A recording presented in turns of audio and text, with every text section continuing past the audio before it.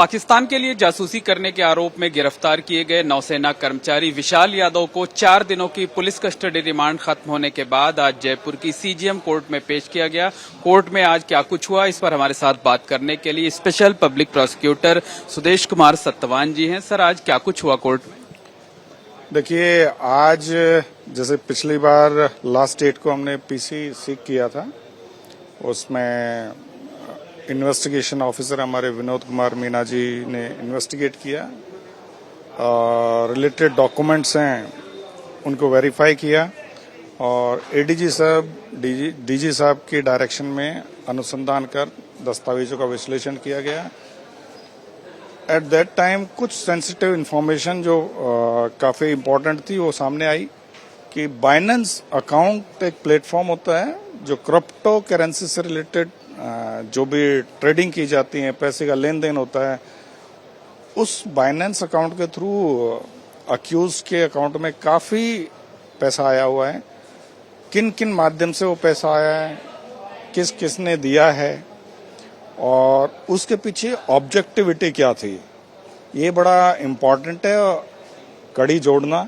उसके लिए हमने आज 2 डेज के पुलिस कस्टडी के लिए ऑनरेबल कोर्ट से मांगी थी, जिसके लिए अब हमें 2 तारीख को 11 बजे तक के लिए पीसी स्वीकृत किया है और उसमें हम देखते हैं क्या एविडेंसेस आगे आती हैं।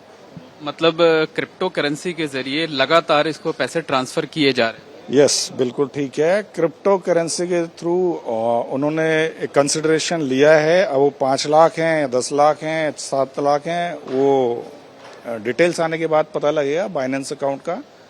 और जो इन्फॉर्मेशन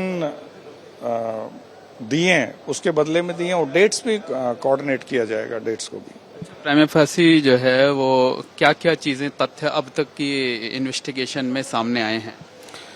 देखिए, अक्यूज ने बड़े ही सफाई से जो डॉक्यूमेंट थे, जो कि सामरिक महत्व के डॉक्यूमेंट से, देश के सुरक्षा के लिए बड़े घातक डॉक्यूमेंट थे, नौसेना के लिए बड़े इम्पोर्टेंट कोऑर्डिनेट्स थे, जिसमें कि सिंदूर के टाइम पे भी जो लोकेशन सेना की कहाँ थी, जहाज कहाँ पे थे या आर्मी की मूवमेंट कहाँ थी, बहुत सारे ऐसे डॉक्यूमेंट हैं जो टेलीग्राम के प्लेटफॉर्म के माध्यम से पाक हैंडलर, जो कि जिसका छंदम नाम प्रिया शर्मा है, उसको शेयर कर रखे थे। वो हमारे रिकॉर्ड पे हैं चीजें। माध्यम क्या होता था डॉक्यूमेंट्स भेजने का और कितने दिन से ये इन्वॉल्व था, इस तरीके का काम कर रहा था? देखिए, मैंने अभी आपको बताया कि माध्यम 2 थे। एक तो टेलीग्राम एक प्लेटफॉर्म ही है, जैसे व्हाट्सएप एक प्लेटफॉर्म है डॉक्यूमेंट शेयर करने का, टेलीग्राम भी एक प्लेटफॉर्म है और उस टेलीग्राम प्लेटफॉर्म के ऊपर वो डॉक्यूमेंट शेयर किए गए थे और व्हाट्सएप से भी कुछ डॉक्यूमेंट शेयर किए गए थे। And there are bunch of documents, एक सिंगल डॉक्यूमेंट नहीं है, lots of documents are there जो कि देश की सुरक्षा के लिए बड़ी घातक हो सकते हैं अगर एनिमी कंट्री के हाथ वो लगते हैं तो। इंस्टाग्राम का भी यूज करता था जो कि? देखिए, हमारे पास 2 प्लेटफॉर्म आए हैं। इंस्टाग्राम डेफिनेटली यूज कर रहा था, लेकिन जो रिलेटेड प्लेटफॉर्म है, one is Telegram and another one is WhatsApp. अच्छा, जो महिला हैंडलर की बात सामने आई है कि किसी महिला हैंडलर को सारे डॉक्यूमेंट्स देता था, पैसा लेता था, उसके बारे में अभी तक क्या जानकारी मिल पाई है? देखिए, उससे जो भी नंबर प्रिया शर्मा के नाम से जो नंबर था वो कनेक्टेड था, उसी नंबर पे शेयर हुए हैं। उसके जब आईपी एड्रेस की जब इन्वेस्टिगेट किया तो पाकिस्तान का है, वहीं पे वो चल रहा है। अब नेम प्रिया शर्मा नाम की लड़की एक्चुअल में है या ये फेक नेम है, ये अभी नहीं कहा जा सकता।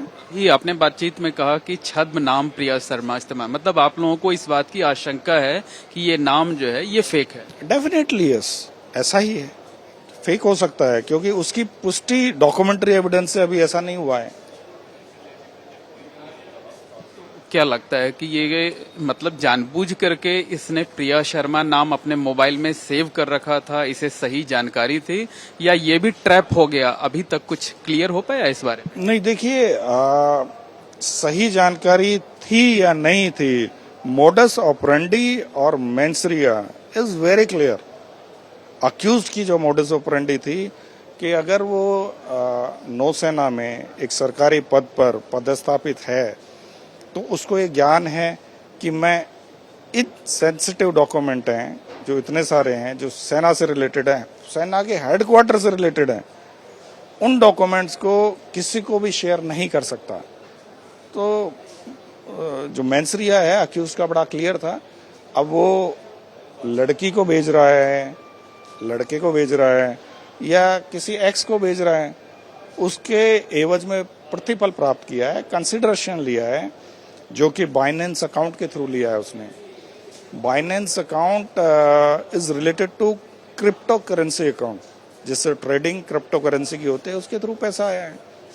लास्ट क्वेश्चन ये है कि जो एक्यूज्ड है वो क्या इन्वेस्टिगेशन में कोऑपरेट कर रहा है? क्योंकि हम आते जाते देखते हैं तो एकदम चेहरा छिपाए हुए, सिर झुकाए हुए। देखिए, इन्वेस्टिगेशन में कोऑपरेट तो जब डॉक्यूमेंट्री एविडेंस है तो कोऑपरेशन है, उसके द्वारा इन्फॉर्मेशन ही बताई है कि भाई ये इन्फॉर्मेशन थी, उनके बिहाफ पे ही इन्वेस्टिगेशन एजेंसी और अपने विनोद मीना जी आगे काम कर रहे हैं और लीड तो उनसे मिली है।